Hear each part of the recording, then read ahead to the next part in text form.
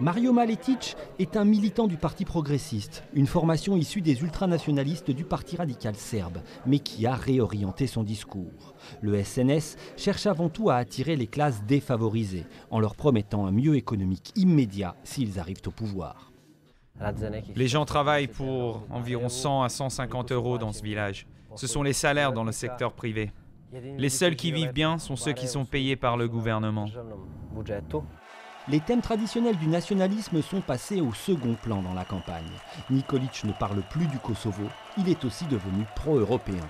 Il mène surtout une campagne populiste avec pour unique but de réunir les mécontents. Vous ne devez pas travailler seulement pour que les politiciens aient la belle vie. Bien sûr que non. Mais les règles du jeu ont été détruites en Serbie. Ils les étouffent avec leurs mensonges, leurs promesses et leurs menaces.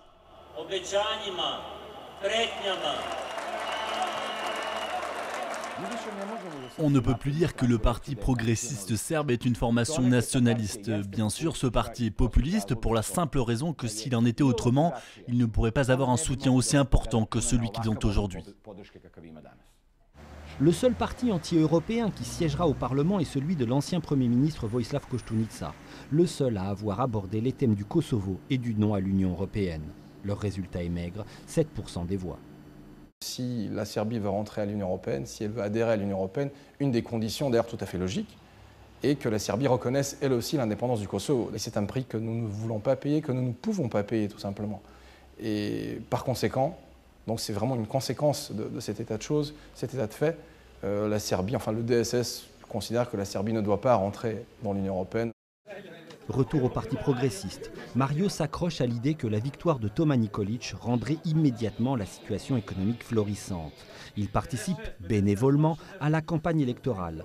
Bien qu'ayant fait des études supérieures, Mario n'a pas de travail et vit chez ses parents qui ont aussi du mal à joindre les deux bouts. Je n'ai trouvé de travail nulle part. J'ai eu différents petits boulots, dans des commerces, des fast-foods, une salle de jeux vidéo. Cela fait 5 à 6 ans. Le tout en même temps que mes études. Aux élections du 6 mai, le SNS a annoncé sa victoire. Mais le parti n'aura qu'une majorité relative et donc peu de chances de former le gouvernement.